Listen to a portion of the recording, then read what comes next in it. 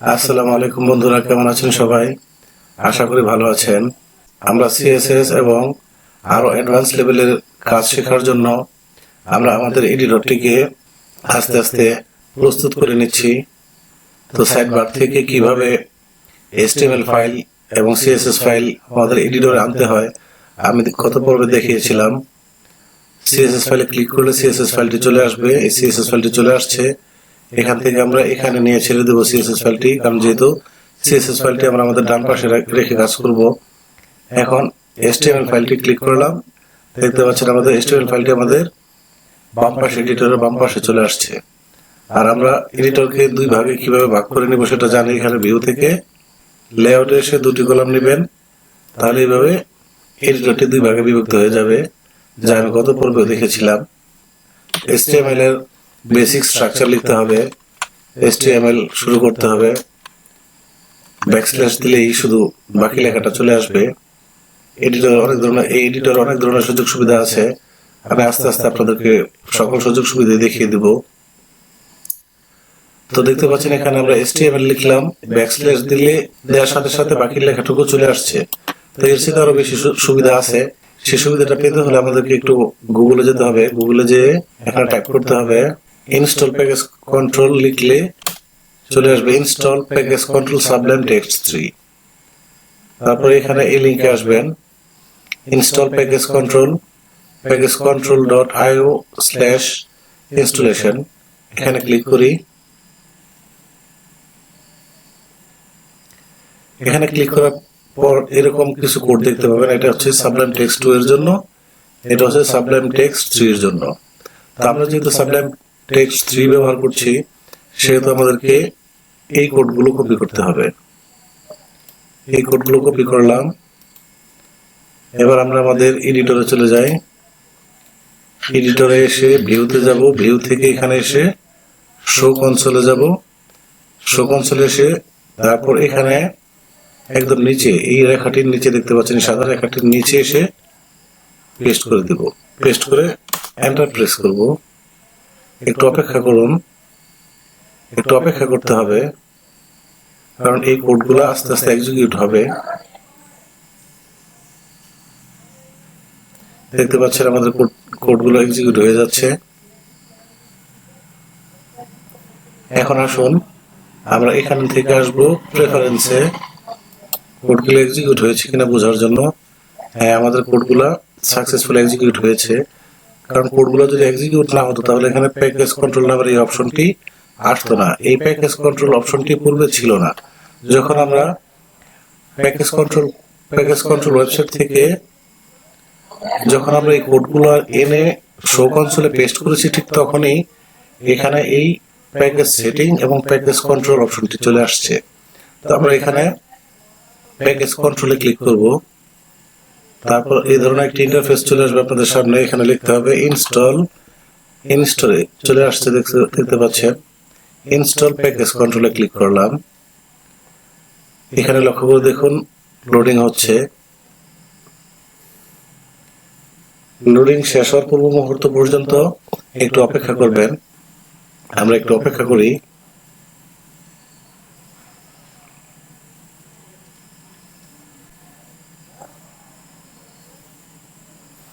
হ্যাঁ, আমাদের এটি লোড হয়ে গেছে। এখন এখানে লিখতে হবে সাবলাইম টেক্সট 3 এর শর্টকাট ওয়েটার নাম হচ্ছে emmet, EMMET।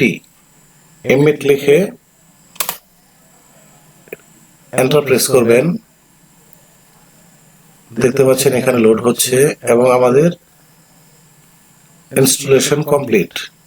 আমাদের ইনস্টলেশন কমপ্লিট হয়ে গেছে। Thank you for installation emmet। তারপর কি এখনো লোড হচ্ছে। লোড শেষ না হওয়া পর্যন্ত একটু অপেক্ষা করবেন। লোডিং শেষ না হওয়া পর্যন্ত একটু অপেক্ষা করবেন। লোড হচ্ছে, দেখতে পাচ্ছেন এখানে সাকসেসফুলি লোড হয়ে গেছে। লোড হওয়ার পর এখান থেকে এটা কেটে দিবেন। কেটে দিয়ে আবার ডিরেক্টরিটাই নতুন করে ওপেন করবেন। ওপেন উইথ সাবলাইম টেক্সট 3 দিয়ে এটাকে কেটে দিই। এরপরে দেখবেন আবার লোড হবে। এই যে এখানে লোড হচ্ছে, একটু সময় নেবে লোড হোক।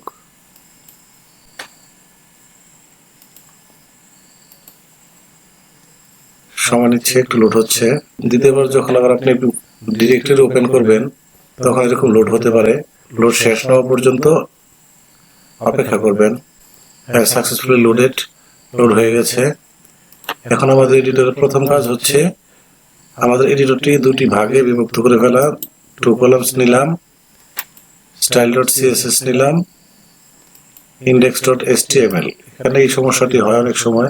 HTML ফাইলটি এই পাশে নিয়ে এসে তারপর আবার CSS এ ক্লিক করবেন, তাহলে দেখবেন ঠিক হয়ে গেছে। তো এখন আমরা HTML বেসিক স্ট্রাকচারটি লিখব না, আমরা শুধু লিখব HTML:5। এখানে আপনার কিবোর্ডে কন্ট্রোল একটি বাটন আছে, কন্ট্রোল এবং ই প্রেস করবেন। কন্ট্রোল এবং ই প্রেস করার পর দেখতে পাচ্ছেন ফুল স্ট্রাকচারটি আমাদের সামনে একদম সেজে গুজে চলে আসছে। ল্যাং = en, মানে ল্যাঙ্গুয়েজ হচ্ছে ইংরেজি, অর্থাৎ এই ব্রাউজারটি এই এডিটরটি ইংরেজি ল্যাঙ্গুয়েজ সাপোর্ট করাবে। আর এটি হচ্ছে ইউনিভার্সাল টেক্সট ফরম্যাট 8, UTF-8। এই সম্পর্কে যখন নাকি ডেভেলপমেন্ট পার্ট আসবে, ডেভেলপমেন্ট পার্টে আমি আপনাদের এই মেটা ক্যারেক্টার সেট, এটাকে বলা হয় চার সেট বা কার সেট, যেভাবে বলেন, এটা আমি এই সম্পর্কে আলোচনা করব ডেভেলপমেন্ট পার্টে, এবং এই ল্যাঙ্গুয়েজ নিয়েও এখানে আলোচনা করব ডেভেলপমেন্ট পার্টে। এখন আলোচনা করলে লাভ নেই, সেটা আপনারা বুঝবেন না, মনেও রাখতে পারবেন না। তো দেখতে পাচ্ছেন আমরা প্যাকেজ কন্ট্রোলটি ইনস্টল করার কারণে কতটুকু সুবিধা পেলাম। এতগুলো কোড আমাদের করতে হবে না, এই সময়টুকু বেঁচে গেল। এবং আরো কিছু সুযোগ সুবিধা আমরা এখান থেকে পাবো। যেমন আমরা HTML ট্যাগ লেখার ক্ষেত্রে যখন আমরা লিখি, যেমন ধরুন আমি H1 শুধু লিখবো, H1 লিখে কন্ট্রোল ই প্রেস করলাম, বাস H1 ট্যাগটি শুরু হয়ে গেল এবং শেষও হয়ে গেল, আমাদের আর লিখতে হলো না। শুধু H1 ট্যাগের ক্ষেত্রে না, এখানে আপনি পি ট্যাগ লিখেন, পি ট্যাগ লিখে কন্ট্রোল ই, পি ট্যাগ শুরু হয়ে গেল এবং শেষ হয়ে গেল। একজন ওয়েব ডেভেলপার বা একজন ওয়েব ডিজাইনার বারবার আপনি প্যারাগ্রাফ বা হেডিং লেখার জন্য বারবার টাইপ করার সময় পায় না, বা এতটা সময় পাওয়া যায় না। অনেক ডিজাইনার বা ডেভেলপার সবাই একটি ওয়েবসাইটের সাহায্য নেয়, সেটার নাম হচ্ছে লরেম ইপসাম। আমরা একটু ওয়েবসাইটটি দেখে আসি। লরেম ইপসাম থেকে আপনি ডামি টেক্সট পাবেন, যেটা দিয়ে আপনি প্যারাগ্রাফের কাজ করতে পারবেন এবং হেডিং এর কাজও করতে পারবেন। এতগুলো ওয়ার্ড তো বারবার লেখা সম্ভব না একজন ডিজাইনার বা ডেভেলপারের। তো লরেম LOREM, লরেম ইপসাম চলে আসছে এখানে। আমরা লরেম ইপসাম ওয়েবসাইটটি দেখে আসি। লরেম ইপসাম, এটা হচ্ছে সেই ওয়েবসাইট। এখান থেকে আমরা, এগুলো হচ্ছে সব ডামি টেক্সট, কোনরূপ কপিরাইট স্ট্রাইক আসবে না। এখান থেকে নিশ্চিন্ত মনে আপনি প্যারাগ্রাফ নিয়ে, এখান থেকে কিছু নিয়ে হেডিং ব্যবহার করতে পারবেন, প্যারাগ্রাফ হিসেবে ব্যবহার করতে পারবেন। অর্থাৎ এগুলা প্রত্যেক ডিজাইনারই করে থাকে, প্রত্যেক ডেভেলপার করে থাকে। তো আপনিও বুঝতে পারবেন, আস্তে আস্তে কাজ করতে করতে বুঝতে পারবেন যে লরেম ইপসাম এটা দিয়ে কি কাজ হয় এবং এটা কিভাবে ব্যবহার করতে হয়। এটা শুধু এখান থেকে আপনি প্যারাগ্রাফ নেবেন, কিছু এখান থেকে কপি করবেন, কপি করে শুধু পি ট্যাগের মধ্যে রেখে দিবেন। যেমন আমি এটুকু কপি করলাম, এখন আমি এখানে সেই পি ট্যাগে রেখে দিলাম। এডিটরটিকে এদিকে আপনি আপনার প্রয়োজন মতো বাড়িয়ে কমিয়ে নিতে পারবেন। দেখতে পাচ্ছেন এখানে বিশাল একটি প্যারাগ্রাফ চলে আসছে, কোনো টাইপ করতে হয় না, কোনো পত্রিকায় যেতে হয় নাই। তো এখন আমরা বারবার লরেম ইপসামেও যেতে হবে না, একমাত্র কাস্টমাইজেশন পার্টে আপনার লরেম ইপসামে যেতে হবে। বারবার লরেম ইপসামে যেতে হবে না, কারণ আমরা শর্টকাটে ইনস্টল করেছি, এখান থেকে এই সুবিধাটা পাবো। শুধু এখানে পি ট্যাগের মধ্যে লিখবো লরেম, LOREM, লরেম। আমার যদি 50টা ওয়ার্ডের প্রয়োজন, 50 এখানে লিখে দিলাম, 50। দেখতে পাচ্ছেন কন্ট্রোল ই, দেখতে পাচ্ছেন 50টি ওয়ার্ডের একটি প্যারাগ্রাফ আমার সামনে চলে এসেছে। তাহলে আমাদের কতটুকু সময় বেঁচে গেল আমরা এই প্যাকেজটি ইনস্টল করার কারণে।